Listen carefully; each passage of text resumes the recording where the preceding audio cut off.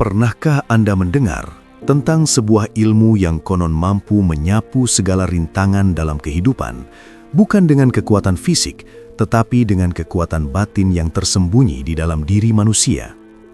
Sebuah ajian yang dalam cerita-cerita leluhur disebut mampu menundukkan kekacauan, meredakan konflik, bahkan membuat seseorang berdiri teguh di tengah badai kehidupan. Ilmu itu dikenal dengan nama Ajian Sapu Jagat. Nama yang terdengar sederhana, namun menyimpan makna yang dalam. Dalam bahasa Jawa, sapu berarti membersihkan atau menyapu, sedangkan jagat berarti dunia atau alam semesta. Secara harfiah, Ajian Sapu Jagat berarti kekuatan untuk membersihkan dunia, bukan dunia di luar sana, tetapi dunia batin yang berada di dalam diri manusia. Namun di masa lalu, ajian ini sering disalahpahami. Banyak orang mengira bahwa sapu jagat adalah ilmu kesaktian untuk mengalahkan musuh atau memperoleh kekuatan supranatural yang menakutkan. Karena itulah, ajian ini sering disebut dengan nada berbisik dalam cerita rakyat, seolah-olah ia adalah rahasia yang hanya boleh diketahui oleh mereka yang telah siap. Tetapi para leluhur Jawa memiliki cara yang unik dalam menyimpan pengetahuan. Mereka jarang menuliskannya secara langsung. Sebaliknya, mereka menyembunyikan makna sejati di balik simbol, cerita, dan istilah yang tampak sederhana. Ajian Sapu Jagat adalah salah satu contohnya. Di balik namanya yang terdengar seperti ilmu kesaktian, tersimpan sebuah ajaran tentang penguasaan diri, ketenangan batin, dan kemampuan untuk menata energi kehidupan. Bagi mereka yang memahaminya, ajian ini bukanlah tentang menguasai dunia luar, melainkan tentang menjadi tuan atas dunia di dalam diri sendiri. Karena pada akhirnya, kekacauan terbesar dalam hidup manusia bukan berasal dari luar. Ia berasal dari pikiran yang tidak tenang, emosi yang tidak terkendali, dan keinginan yang terus bergejolak. Para leluhur memahami hal ini jauh sebelum psikologi modern lahir. Mereka menyadari bahwa seseorang yang mampu menenangkan batinnya akan memiliki kekuatan yang tidak terlihat, tetapi terasa oleh siapapun yang berada di sekitarnya. Dan disitulah rahasia ajian sapu jagat mulai terungkap. Dalam video ini, kita akan menyelami lebih dalam tentang ajian yang selama berabad-abad diselimuti misteri ini. Kita akan melihat bagaimana ajian ini dipahami dalam tradisi spiritual Jawa, apa makna sebenarnya di balik namanya, serta bagaimana prinsip-prinsipnya dapat diterapkan dalam kehidupan modern. Karena mungkin saja, ajian yang selama ini dianggap sebagai ilmu yang menakutkan, justru sebenarnya adalah kunci untuk membersihkan kehidupan kita dari kekacauan yang tidak kita sadari. Dan pertanyaannya sekarang adalah, apakah manusia modern masih mampu memahami kebijaksanaan yang pernah dijaga begitu rapat oleh para leluhur? Untuk memahami ajian sapu jagat secara utuh, kita harus kembali sejenak ke masa ketika kebijaksanaan leluhur Jawa masih diturunkan melalui laku, simbol, dan wejangan para guru spiritual. Pada masa itu, ilmu tidak sekadar dipelajari dengan membaca atau mendengar, tetapi dihidupi melalui disiplin batin dan perjalanan kesadaran. Dalam berbagai tradisi kejawen kuno, terdapat sebuah pemahaman bahwa manusia adalah mikrokosmos, sebuah dunia kecil yang mencerminkan alam semesta. Apa yang terjadi di dalam diri seseorang dipercaya akan memengaruhi dunia di sekitarnya. Karena itu, sebelum seseorang berusaha menata dunia luar, para leluhur selalu mengajarkan satu prinsip penting. Bersihkan dulu jagat di dalam dirimu. Dari sinilah, istilah sapu jagat memperoleh maknanya yang lebih dalam. Banyak guru spiritual Jawa dahulu mengaitkan ajian ini dengan laku pengendalian diri yang berkaitan dengan konsep manunggaling rasa, yaitu penyatuan antara pikiran, perasaan, dan kesadaran. Dalam beberapa naskah dan ajaran lisan, ajian ini juga sering dikaitkan dengan perjalanan batin menuju keseimbangan antara cipta, rasa, dan karsa. Tiga unsur yang dipercaya membentuk kekuatan batin manusia. Para leluhur percaya bahwa ketika tiga unsur ini selaras, seseorang memiliki daya pengaruh batin yang luar biasa. Bukan karena kekuatan magis yang spektakuler, tetapi karena ketenangan dan kewibawaan batin yang terpancar secara alami. Inilah mengapa, dalam cerita-cerita lama, seseorang yang menguasai ajian sapu jagat sering digambarkan mampu meredakan konflik hanya dengan kehadirannya, menenangkan orang yang marah, bahkan membuat suasana yang kacau menjadi kembali harmonis. Namun, ajaran ini tidak pernah diajarkan secara sembarangan. Biasanya, hanya diberikan kepada mereka yang telah melewati berbagai laku tirakat, pengendalian diri, dan latihan kesadaran. Karena para leluhur memahami satu hal penting, ilmu yang besar tanpa kedewasaan batin bisa berubah menjadi bencana. Menariknya, jika kita melihat dunia modern saat ini, justru semakin banyak orang yang mencari kembali ajaran seperti ini.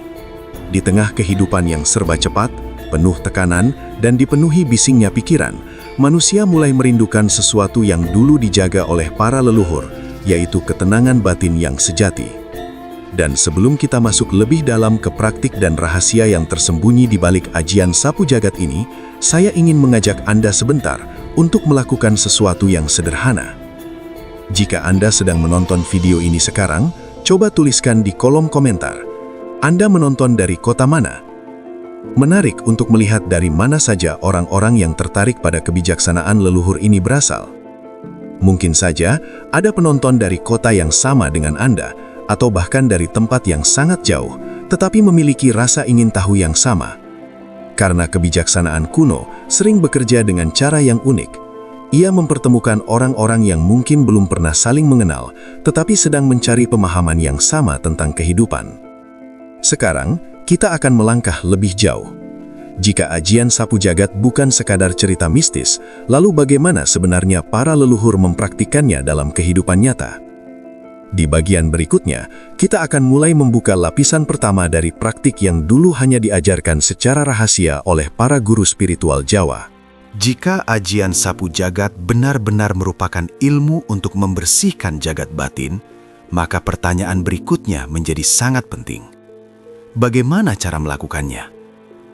Para leluhur tidak pernah mengajarkan ilmu batin melalui teori semata. Mereka selalu menekankan sesuatu yang disebut laku, yaitu latihan yang dilakukan secara sadar, berulang, dan penuh kesungguhan. Dalam banyak ajaran kejawen, praktik ajian sapu jagat bukanlah ritual yang rumit. Justru sebaliknya, ia dimulai dari sesuatu yang sangat sederhana, kesadaran terhadap diri sendiri. Namun kesederhanaan ini sering menipu, karena menguasai diri sendiri seringkali jauh lebih sulit daripada menaklukkan dunia luar. Berikut adalah beberapa laku yang dalam tradisi spiritual Jawa sering dikaitkan dengan prinsip ajian sapu jagat. 1. Laku menenangkan pikiran. Langkah pertama adalah membersihkan jagat pikiran. Para leluhur memahami bahwa pikiran manusia sering dipenuhi oleh kegelisahan, ketakutan, dan berbagai keinginan yang saling bertabrakan. Jika pikiran seperti air yang keruh, maka seseorang tidak akan mampu melihat kenyataan dengan jernih. Cara sederhana yang sering diajarkan adalah duduk diam selama beberapa menit setiap hari. Tidak perlu ritual khusus, cukup duduk dengan punggung tegak, tarik nafas perlahan, dan biarkan pikiran menjadi tenang.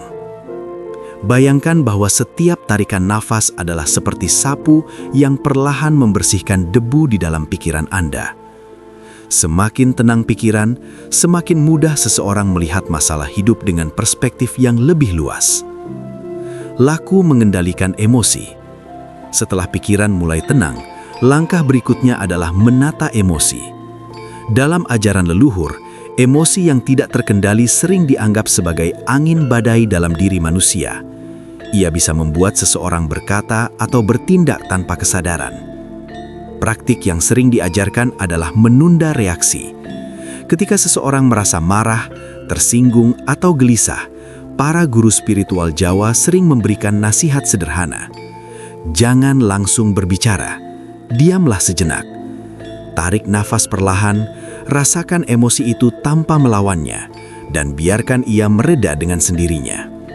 Seiring waktu, seseorang akan mulai merasakan bahwa emosi tidak lagi mengendalikan dirinya. Justru sebaliknya, ia mulai mampu mengendalikan emosinya. Laku menyelaraskan niat. Bagian yang paling penting dalam ajian sapu jagat adalah menyelaraskan niat hidup. Para leluhur percaya bahwa banyak kekacauan dalam hidup manusia berasal dari niat yang tidak jelas. Seseorang mungkin menginginkan banyak hal sekaligus, tetapi tidak benar-benar memahami tujuan hidupnya. Karena itu, setiap hari seseorang diajak untuk bertanya pada dirinya sendiri, apa sebenarnya yang ingin saya ciptakan dalam hidup ini? Ketika niat menjadi jelas, energi kehidupan akan bergerak dengan lebih terarah. Dalam bahasa para leluhur, ini sering disebut sebagai ngarah ke urip, mengarahkan kehidupan. Laku kesadaran dalam tindakan. Ajian sapu jagat tidak berhenti pada latihan batin saja, ia juga harus tercermin dalam tindakan sehari-hari. Para guru spiritual Jawa sering mengingatkan muridnya untuk melakukan setiap pekerjaan dengan kesadaran penuh. Entah itu bekerja, berbicara dengan orang lain, atau bahkan berjalan. Ketika seseorang hadir sepenuhnya dalam setiap tindakan, hidup tidak lagi terasa seperti rangkaian peristiwa yang kacau. Sebaliknya, semuanya mulai terasa lebih teratur dan bermakna. Konsistensi dalam laku. Hal terakhir yang selalu ditekankan oleh para leluhur adalah ketekunan. Ilmu batin bukan sesuatu yang bisa dikuasai dalam satu malam. Ia berkembang perlahan seperti pohon yang tumbuh dari biji kecil. Tetapi mereka yang tekun menjalani laku ini sering mulai merasakan perubahan yang halus. Pikiran menjadi lebih jernih, emosi lebih stabil, dan kehadiran mereka terasa lebih menenangkan bagi orang lain. Seolah-olah sesuatu di dalam diri mereka mulai menyapu kekacauan yang sebelumnya tidak terlihat. Namun disinilah muncul pertanyaan yang lebih dalam. Jika seseorang benar-benar menjalani laku seperti ini, apa sebenarnya yang akan terjadi pada dirinya? Apakah perubahan itu hanya sebatas ketenangan pikiran, atau ada sesuatu yang lebih dalam yang mulai terbangun di dalam diri manusia? Di bagian berikutnya, kita akan mulai membuka rahasia yang lebih jarang dibahas, tentang apa sebenarnya yang terjadi pada seseorang yang mulai menguasai ajian sapu jagat. Sekarang, bayangkan sesuatu sejenak. Bayangkan Anda sedang berdiri di tepi sebuah danau yang sangat tenang. Permukaannya begitu jernih, hingga mampu memantulkan langit, awan, bahkan cahaya matahari dengan sempurna. Tetapi jika seseorang melempar batu kecil ke dalamnya, air yang tadinya tenang akan bergetar, bergelombang, dan pantulan itu pun menjadi kabur. Para leluhur sering menggunakan gambaran seperti ini untuk menjelaskan keadaan batin manusia. Pikiran yang tenang adalah seperti danau yang jernih. Ia mampu melihat segala sesuatu dengan jelas. Tetapi pikiran yang penuh kegelisahan akan selalu menciptakan gelombang yang membuat seseorang sulit memahami dirinya sendiri. Disinilah ajian sapu jagat mulai bekerja. Ketika seseorang secara konsisten menjalani laku yang telah kita bahas sebelumnya, menenangkan pikiran, mengendalikan emosi, dan menyelaraskan niat, perlahan sesuatu di dalam dirinya mulai berubah. Perubahan ini tidak selalu terasa dramatis, justru seringkali sangat halus. Pada awalnya, seseorang mungkin hanya mulai merasakan bahwa pikirannya lebih ringan. Hal-hal yang dulu membuatnya mudah marah atau gelisah mulai kehilangan kekuatannya. Situasi yang dulu terasa seperti badai, kini hanya terasa seperti angin yang lewat sebentar. Dan jika Anda sedang mendengarkan ini sekarang, coba perhatikan nafas Anda sejenak. Tarik nafas perlahan dan hembuskan dengan tenang. Biarkan bahu Anda sedikit rileks. Biarkan pikiran Anda beristirahat sejenak dari segala kesibukan hari ini. Karena sebenarnya, keadaan tenang seperti ini adalah pintu pertama menuju ajian sapu jagat. Ketika ketenangan mulai tumbuh, seseorang akan mulai menyadari sesuatu yang menarik. Ia mulai mampu melihat pikirannya sendiri. Dulu, pikiran dan emosi terasa seperti sesuatu yang menguasai dirinya. Tetapi sekarang, ia mulai menyadari bahwa pikiran hanyalah aliran yang datang dan pergi, seperti awan yang melintas di langit. Kesadaran inilah yang oleh para leluhur sering disebut sebagai eling, yaitu keadaan sadar yang jernih terhadap diri sendiri. Ketika seseorang berada dalam keadaan eling, ia tidak lagi mudah terseret oleh emosi sesaat. Ia mampu merasakan kemarahan tanpa harus dikuasai olehnya. Ia mampu menghadapi masalah tanpa kehilangan ketenangan batinnya. Dan perlahan, orang-orang di sekitarnya mulai merasakan perubahan itu. Tanpa disadari, kehadiran seseorang yang batinnya tenang sering membawa efek yang menenangkan bagi orang lain. Seperti seseorang yang menyalakan lampu di ruangan gelap. Tanpa banyak kata, suasana di sekitarnya berubah. Inilah salah satu aspek yang membuat ajian sapu jagat dahulu dianggap sebagai ilmu yang ditakuti. Bukan karena kekuatan gaib yang spektakuler, tetapi karena kekuatan batin yang stabil seringkali lebih kuat daripada kekuatan fisik atau kata-kata. Orang yang benar-benar tenang tidak mudah diprovokasi, tidak mudah dipermainkan, tidak mudah digoyahkan oleh situasi. Dan justru karena itu, mereka sering memiliki pengaruh yang besar dalam kehidupan sosial. Namun perubahan yang terjadi tidak berhenti sampai di situ. Jika seseorang terus menjalani laku ini dengan kesadaran yang lebih dalam, ia akan mulai merasakan sesuatu yang lebih halus lagi, sesuatu yang oleh para leluhur disebut sebagai selarasnya energi kehidupan di dalam diri manusia. Dan disinilah pemahaman tentang ajian sapu jagat mulai memasuki lapisan yang lebih dalam. Karena apa yang terjadi selanjutnya bukan hanya perubahan pada pikiran, tetapi juga perubahan pada cara seseorang merasakan kehidupan itu sendiri. Dan inilah bagian dari ajaran yang jarang dibicarakan secara terbuka.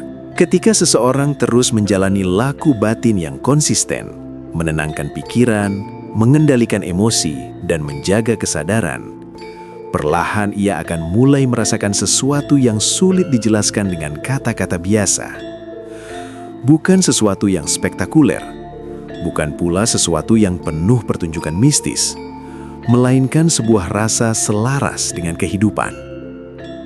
Para leluhur sering menggambarkan keadaan ini seperti seseorang yang akhirnya menemukan irama alami kehidupan. Jika sebelumnya hidup terasa seperti arus yang menyeret seseorang tanpa arah, kini ia mulai mampu bergerak sejalan dengan arus itu sendiri. Inilah salah satu makna terdalam dari ajian sapu jagat. Ketika batin seseorang menjadi jernih, ia tidak lagi bereaksi secara berlebihan terhadap setiap peristiwa. Ia mulai memahami bahwa banyak konflik dalam hidup sebenarnya muncul dari pikiran yang tidak sabar dan emosi yang tidak disadari. Dalam keadaan batin yang tenang, seseorang menjadi lebih peka terhadap dirinya sendiri dan terhadap orang lain. Ia mulai memahami kapan harus berbicara dan kapan lebih baik diam. Ia mulai memahami kapan harus bertindak dan kapan harus menunggu. Para leluhur sering menyebut kemampuan ini sebagai waskita rasa, kepekaan batin yang muncul dari kesadaran yang jernih. Namun ada satu hal yang jarang disadari oleh banyak orang. Ketika seseorang mulai memiliki ketenangan batin seperti ini, dunia di sekitarnya sering terasa berubah. Masalah yang dulu terasa besar, kini terlihat lebih sederhana. Konflik yang dulu terasa menegangkan, kini lebih mudah diselesaikan.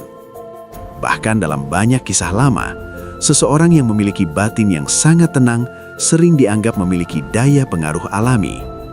Bukan karena kekuatan gaib, tetapi karena orang lain secara tidak sadar merasakan stabilitas dan ketulusan yang terpancar dari dirinya.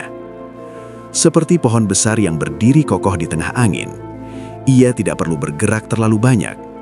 Kehadirannya saja sudah memberikan rasa teduh. Namun di balik semua ini, para leluhur selalu mengingatkan satu hal penting. Ajian sapu jagat bukanlah ilmu untuk membuat seseorang merasa lebih tinggi dari orang lain.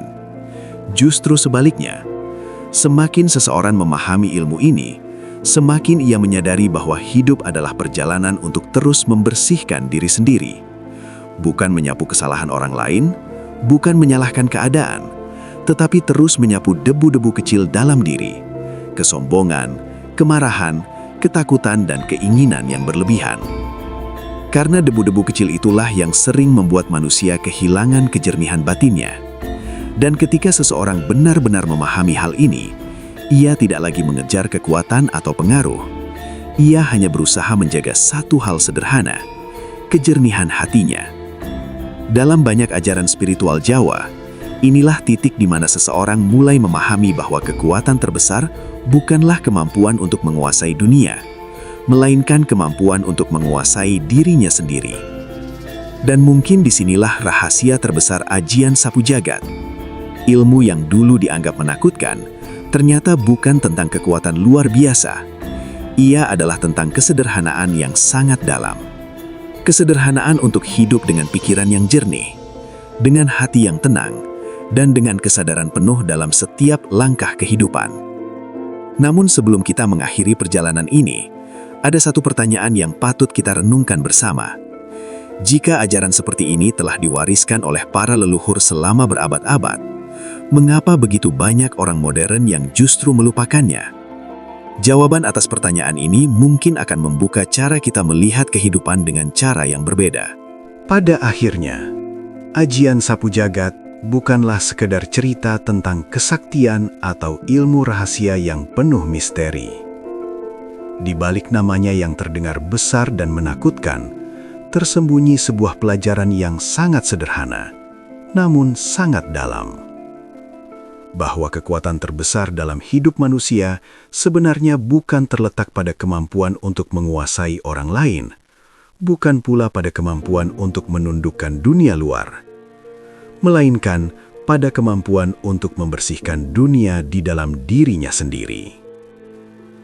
Para leluhur memahami bahwa pikiran yang tenang adalah sumber kebijaksanaan, hati yang jernih adalah sumber kekuatan, dan kesadaran yang stabil adalah fondasi dari kehidupan yang harmonis. Itulah sebabnya ajian sapu jagat selalu diajarkan melalui laku, melalui kesabaran, kesadaran, dan pengendalian diri.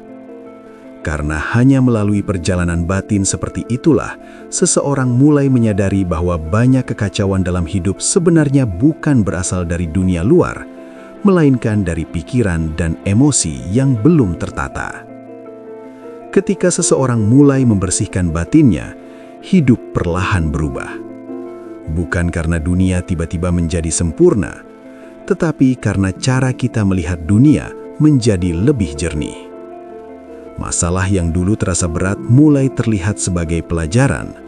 Konflik yang dulu terasa menyesakkan mulai berubah menjadi kesempatan untuk memahami diri sendiri. Dan di titik itulah, seseorang mulai memahami makna sejati dari ajaran para leluhur. Bahwa dunia di luar adalah cerminan dari dunia di dalam diri kita. Jika batin kita kacau, dunia terasa kacau.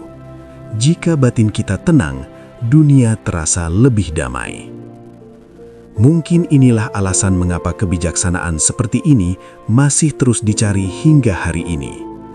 Di tengah kehidupan modern yang serba cepat, banyak orang mulai menyadari bahwa teknologi, kekayaan, atau kekuasaan tidak selalu membawa ketenangan. Namun kesadaran batin selalu memiliki kekuatan untuk menuntun manusia kembali kepada dirinya sendiri. Jika Anda merasa bahwa pembahasan seperti ini membuka wawasan baru tentang kebijaksanaan leluhur, saya mengajak Anda untuk menjadi bagian dari perjalanan ini. Tekan tombol subscribe agar Anda tidak melewatkan pembahasan menarik lainnya tentang ajaran spiritual kuno dan kebijaksanaan yang jarang dibahas. Jangan lupa juga menekan tombol lonceng supaya Anda selalu mendapatkan pemberitahuan setiap kali video baru kami hadir. Jika video ini memberi Anda pemahaman baru, luangkan waktu sebentar untuk menekan tombol like. Dukungan sederhana seperti ini sangat membantu agar video seperti ini bisa menjangkau lebih banyak orang. Dan jika Anda merasa topik ini menarik atau bermanfaat, bagikan video ini kepada teman atau keluarga Anda. Siapa tahu, ada seseorang di luar sana yang sedang mencari pemahaman seperti ini, tetapi belum pernah menemukannya. Karena seringkali, sebuah pengetahuan kecil bisa menjadi awal dari perubahan besar dalam hidup seseorang. Dan sebelum kita benar-benar menutup video ini, luangkan waktu sejenak untuk merenungkan satu pertanyaan sederhana. Jika dunia di dalam diri kita benar-benar bersih dan tenang, seperti apa kehidupan yang akan kita jalani? Mungkin jawabannya tidak perlu ditemukan hari ini, tetapi perjalanan untuk menemukannya bisa dimulai dari sekarang.